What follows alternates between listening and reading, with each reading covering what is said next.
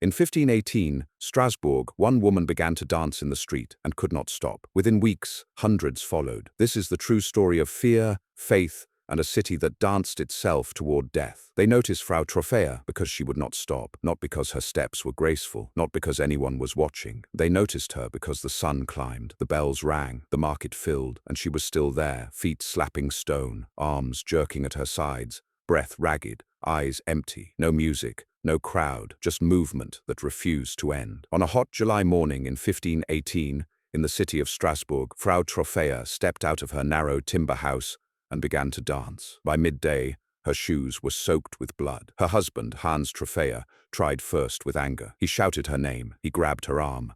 She shook him off with a strength that surprised them both. Her face was twisted, not in joy, but in terror, like someone trapped inside their own body, pounding on the walls. By evening, neighbors gathered. "She's mocking us," someone muttered. "She's cursed," said another. When night came, Frau Troffea did not collapse. She did not sleep. She danced under torchlight, sweat streaking her dress, legs trembling yet still moving, as if pulled by invisible strings. Her feet swelled, her toenails split. Still, she danced. By the third day, she was screaming. Not words, sounds, animal broken sounds that tore out of her chest between gasping breaths. The priests were called. They brought holy water. They brought prayers. They brought the sign of the cross. Nothing stopped her. Strasbourg was no stranger to suffering.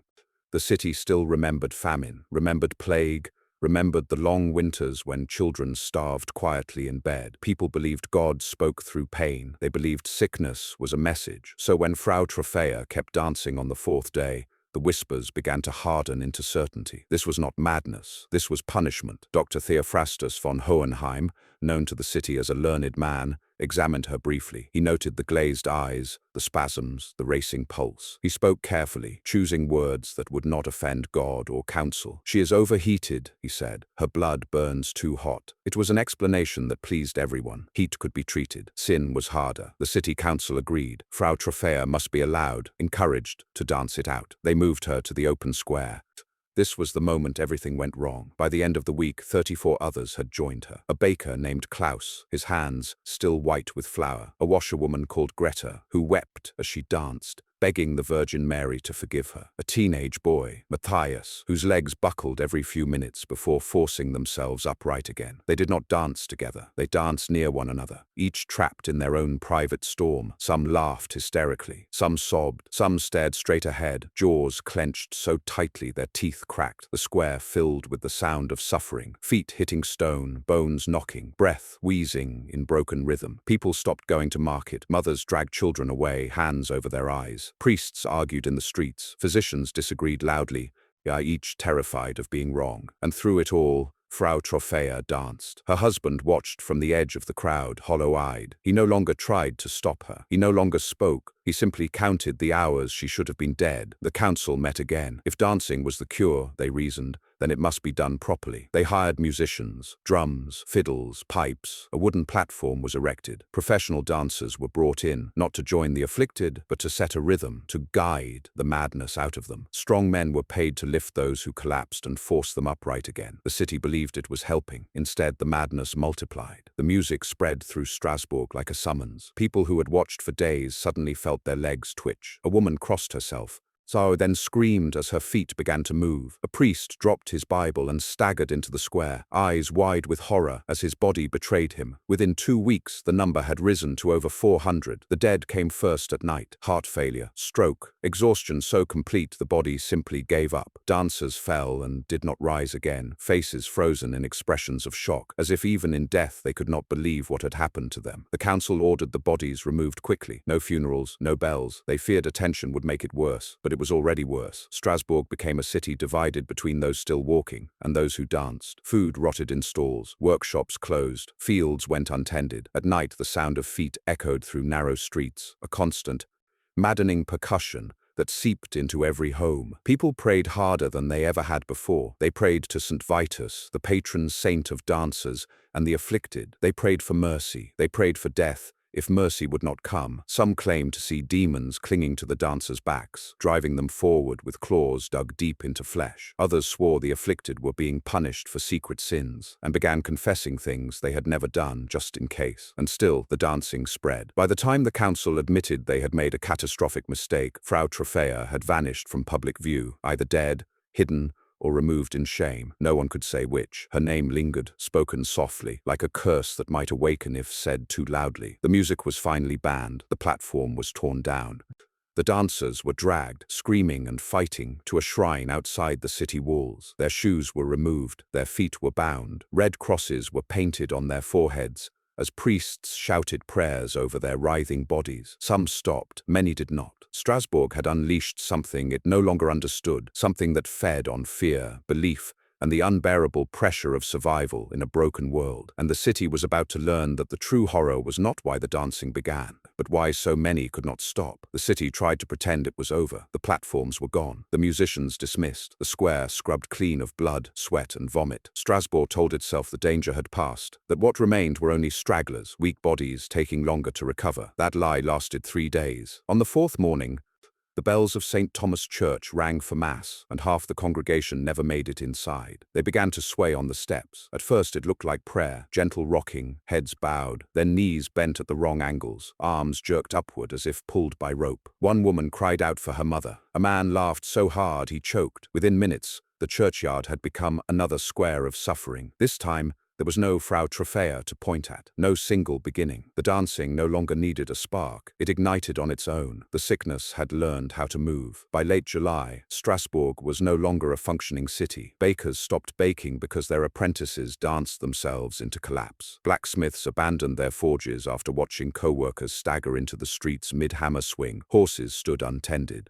Fires burned too long. Wells overflowed because no one came to shut them. Every day, new names were added to whispered lists. Anna Keller, age 32, mother of 3, Brother Lucas, a Franciscan monk, Peter Hoffman, a cooper who begged to have his legs tied down and still danced on his knees. The doctors stopped pretending they understood. Some blamed corrupted blood, others blamed planetary alignment, Mars and Saturn pulling the body out of harmony. A few quietly suggested poison in the grain, but no one dared say it loudly. If bread itself was cursed, the city was already dead. The priests grew harsher. Confession lines stretched for hours. Public penance returned. Whipping, fasting, kneeling on stone. Sermons thundered about God's wrath, about sins too shameful to name aloud. Instead of stopping the dancing, it accelerated. Fear was fuel. People began to watch their own bodies obsessively. A twitch of the foot, a cramp in the calf, a sudden urge to move. Every sensation became a threat, and for some, the fear itself was the trigger. Those who could still talk described the same thing. "It starts as pressure," said Greta, the washerwoman, before her heart finally failed. "Like something building behind the eyes. Then the legs move and the pressure eases, but only while you keep moving." Others described visions. St. Vitus standing at the edge of the square, red shoes in his hands, dead relatives clapping in rhythm, a voice promising relief if they just danced a little longer. Sleep deprivation warped everything. Many had not rested properly in days, some in weeks. Their bodies were hollowed out, running on terror and momentum alone. When they collapsed, they begged to be allowed to rise again. Holding them down caused screaming fits so violent it took 4 men to restrain one emaciated woman. When tied, dancers convulsed until ropes cut into flesh. Several died from being stopped. This fact terrified the council more than anything else. In desperation, the council reversed itself. If stopping caused death, then movement must be controlled, not eliminated. They designated official dancing zones. They hired guards to keep dancers contained. They rationed food and water to those still moving, hoping to prevent collapse. It was madness layered on madness. The zones became incubators. People went to watch, unable to look away. Children slipped free of parents' hands. The anxious stood too close, feeling the rhythm vibrate through stone and bone, and then they joined. By early August, over 1,000 people had danced. The dead were no longer hidden. Bodies lay in side streets, covered with cloths that stained dark by morning. Gravediggers refused to work after 2 of them collapsed mid-shovel and joined the dance among the graves. The smell of death mixed with sweat and incense. Strasbourg became a city of constant motion and constant mourning. Merchants stopped coming. Travelers turned back at the gates. Word spread along the Rhine of a cursed city where people danced until they died. Some claimed it was witchcraft. Others said it was plague reborn in a new shape. A few whispered that Strasbourg had offended God so deeply that this was only the beginning. Refugees tried to leave. Some collapsed on the roads, dancing alone in the fields until farmers chased them away or watched them die. The city was bleeding people, physically, spiritually, economically, and still no one understood why it had started. Hans Trofea was found one morning sitting outside his empty house. He had not danced, he had not slept, he had not eaten. When asked where his wife was, he said only, "She is still moving." No one pressed him further. Children were the worst to witness. Their bodies broke faster, their cries cut deeper. Mothers held them while they danced, sobbing apologies, begging God to take them instead. Some children survived. They would remember the sound of feet forever.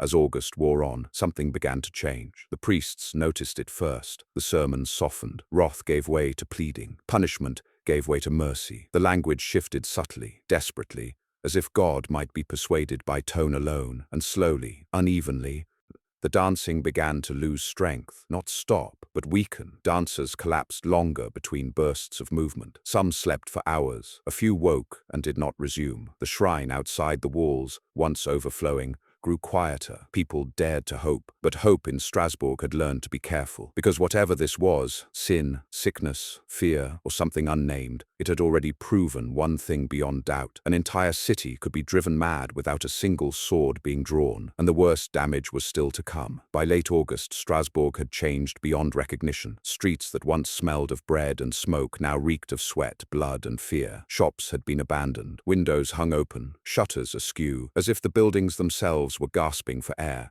The square where it had all begun, the central Grand Place, was now a stage for relentless torment. Every day, new victims appeared, men, women, even children, their bodies trembling violently in a rhythm they could not control. The council tried everything. Guards were posted in every corner, but even chains and ropes could not restrain the cursed movement. When they tied a dancer down, he would writhe and thrash, tearing flesh, screaming until exhaustion collapsed him. Several of these unfortunate souls died in their restraints, and the council, horrified, realized restraint itself had become a weapon of fatal consequence. The music once thought to encourage recovery had been banned weeks ago, but the rhythm lived on, invisible, infectious. It pulsed in the hearts of the citizens, bouncing from body to body.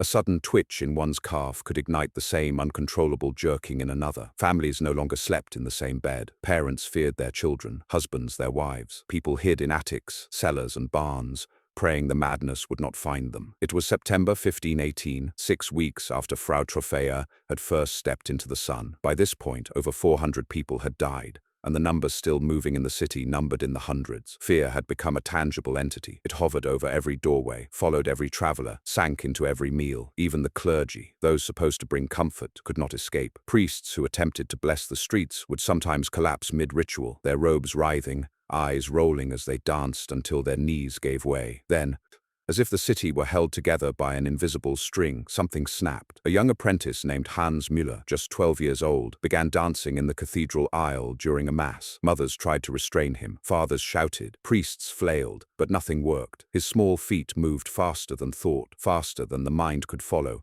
and his cries became part of the city's chorus. The congregation scattered, candles tipped over, stained glass reflected fractured images of the dancers, multiplying the horror tenfold. From that day, the infection, the invisible madness, reached a climax. People who had previously managed to restrain themselves, who had survived by watching and avoiding, now succumbed. One by one, entire households gave in. Families danced together in cramped rooms, walls shaking from the pounding of feet.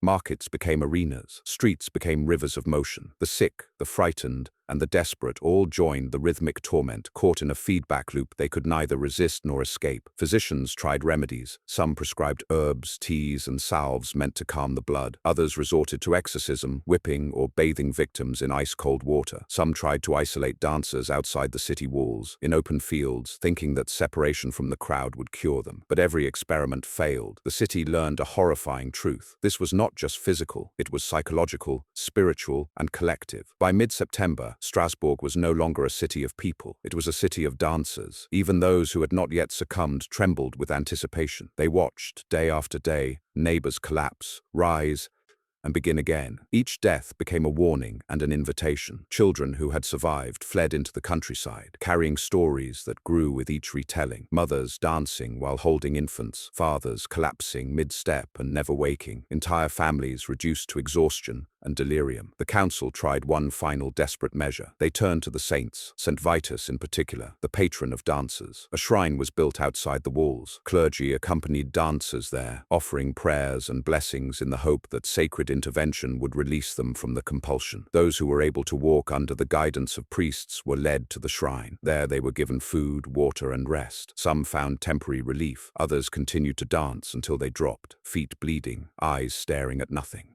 It became clear that no one could escape this madness entirely. Those who survived carried the trauma physically and mentally for years, haunted by the memory of endless movement, the faces of friends and family collapsing in agony, the cacophony of rhythmic destruction echoing in their minds long after the city fell silent. By October, Strasbourg began the slow process of recovering. The dead had been buried, though often hurriedly, sometimes without proper rites. The living had retreated into themselves, broken, traumatized, terrified of ever moving again. The square where it had begun lay empty, save for scorched marks where the council had tried to restrain the dying, where blood had soaked stone. Streets were littered with abandoned shoes, torn clothing, and the remnants of a society that had danced itself toward annihilation. The event was never understood fully. Contemporary accounts blamed hot blood and divine punishment. Some chroniclers suggested witchcraft or curses. Modern historians have debated whether it was ergot poisoning, mass hysteria, or an unknown psychological phenomenon amplified by fear, stress, and religious fervor. Whatever the cause, the impact was undeniable. An entire city had been overtaken by a shared madness, leaving behind death, trauma, and a collective memory of terror that would haunt Strasbourg for generations. Yet even amidst the horror, there were moments of strange clarity. Survivors spoke of the unity that came with the madness, the way for brief periods hundreds moved together in perfect rhythm, a terrifying beauty of human motion unrestrained. It was, they said, a terrifying reminder of both vulnerability and resilience, the duality of the human spirit, capable of both destruction and endurance. Hans Trofea never fully recovered. Frau Trofea's fate remains unknown. Some say she died in the early weeks, others that she wandered into the forest, dancing until collapse. Hans carried her memory as both curse and warning, walking the streets alone, eyes hollow, speaking rarely, haunted by the sound of relentless feet. Greta, the washerwoman, died mid-step, clutching her apron, still holding the clothes of a neighbor she had tried to help. Matthias, the teenage boy, survived, but his body was permanently damaged. He limped for life, fingers curled into fists from repeated strain, mind broken in ways no physician could treat. Out of their stories, small fragments of a city-wide nightmare illustrate the profound cost of the dance. Human bodies pushed to their limits, human minds crushed by fear and compulsion, a society brought to the brink by forces unseen and incomprehensible. The city eventually healed in a physical sense, streets rebuilt, markets reopened, families returning to homes. But the memory of those 6 weeks lingered, whispered in churches, taverns, and homes. Parents told their children, never forget, never stray, never let the rhythm take you. Even centuries later, the dancing plague of 1518 is remembered as a cautionary tale, a vivid example of human vulnerability to collective psychosis, a warning that fear, stress, and faith, tangled together, can move a city to the brink of collapse. Strasbourg learned, painfully, saw that madness could spread without reason, without weapon, without war. It only needed people, bodies, minds, and a spark of invisible, relentless force. And as the centuries passed, the memory remained, haunting historians, psychologists, and dreamers alike, a city consumed by its own rhythm, a people dancing toward death, and a world left to wonder if something like it could happen again. When the last dancer fell, Strasbourg was a city transformed forever. The streets were quieter, but not peaceful. The buildings still bore the memory of movement, scuffed stones, splintered wood, and the scattered remnants of shoes and clothing left behind by those who had danced themselves into exhaustion or death. The city's economy was in ruins. Shops and workshops had closed. Fields had gone untended. Food had rotted in barns. Families had been shattered, yet life persisted. Slowly, painfully, the survivors began to return to a semblance of routine. Mothers washed dishes instead of carrying their children in rhythm. Fathers repaired tools instead of stomping across the stone in a trance. Children played in the streets cautiously, afraid to move too fast, afraid the invisible rhythm might claim them too. The physical toll of the dancing plague was immense. Contemporary records suggest over 400 people died, many of them young and otherwise healthy. Feet were blistered, bleeding and swollen. Joints were strained beyond repair, muscles wasted from unrelenting movement. Those who survived often carried lifelong injuries, crooked fingers, stiff knees, or permanent tremors. Beyond the body, minds were scarred by trauma. Survivors reported nightmares of endless motion, waking in panic, believing the plague still coursed through their veins. Anxiety became a common affliction. Sleep was difficult. Fear of dancing, or even walking too quickly, lingered for decades. The plague left a profound psychological imprint. Families were fractured, often permanently. Husbands had lost wives had lost husbands, parents had lost children. Entire neighborhoods had lost a third or more of their population. Communities that had once been tightly knit were now shadows of themselves, bound together only by a shared horror. The social fabric of Strasbourg had been shredded. Religious authorities attempted to impose meaning on the calamity. Saint Vitus, the patron saint of dancers, became the focus of desperate prayers and penitence. Processions were organized outside the city walls to cleanse the afflicted. Shrines were built, exorcisms performed, and rituals conducted. Yet even these measures were tinged with fear. Clergy who had survived spoke cautiously of divine punishment, warning of sins hidden in every household. People feared the next wave might come at any time. Faith was both solace and terror, a dual-edged sword that reminded the living of their vulnerability. Medical authorities tried to make sense of the phenomenon, recording what they saw in painstaking detail. Doctors and chroniclers described the dancers' symptoms: trembling, involuntary movements, exhaustion, delirium, and death in extreme cases. Theories abounded. Some blamed hot blood, arguing that an excess of heat in the body caused the dancing compulsion. Others blamed ergot poisoning, a fungus that grows on damp rye and can induce convulsions, hallucinations, and spasms. Still others suggested mass hysteria, a psychosocial contagion amplified by stress, superstition, and religious fervor. None could explain the speed or scale of the outbreak, nor why it seemed to infect entire neighborhoods and families almost simultaneously. In the aftermath, the city's leaders were haunted by their own actions. The early decision to encourage dancing, believing it would purge the body of sickness, had inadvertently worsened the plague. Platforms had been erected, musicians had been hired, officials had rationalized that movement would save lives. Instead, their intervention amplified the contagion of madness. The lessons of the dancing plague were learned through suffering, misguided authority, collective fear, and the unpredictable power of human psychology could combine to devastate a community in ways no sword, no siege, no famine had managed. For the citizens, trauma became embedded in memory and storytelling. Parents warned children to move cautiously. Chroniclers recorded every name, every collapse, every death, as a testament to the horror. Music and dance became suspect, not for their beauty, but for their potential to trigger compulsion. Even centuries later, references to the dancing plague were met with unease, disbelief, and fear. Historians, psychologists, and medical researchers would continue to puzzle over it, speculating on ergot, mass psychogenic illness, or some other unknown force, but no explanation could fully capture the terror of living through it. Some survivors carried guilt as heavily as loss. Hans Troffea, for example, lived long after his wife vanished, haunted by the memory of Frau Troffea's unstoppable movement. Did she die? Had she been carried away? He could not know, but every footstep he took reminded him of the invisible rhythm that had overtaken the city. Others blamed themselves for encouraging loved ones to move or for failing to stop them. Parents grieved the deaths of children whose bodies could not resist the compulsion, and spouses mourned partners who collapsed mid-step, their final expressions frozen in terror and confusion. The plague left other scars as well: economic, demographic, and social. Trade slowed as neighboring cities feared contagion. Fields remained fallow for months. Population density in Strasbourg was permanently reduced. The city's identity shifted. Where once it had been known for trade and culture, it became known as the city that danced itself nearly to extinction. A cautionary tale whispered across Europe. Yet from tragedy came resilience. The city slowly rebuilt, learning to honor memory without succumbing to it. Memorials were erected, chronicles were kept, traditions were adjusted. Dance returned, but carefully, with reverence and caution. The survivors,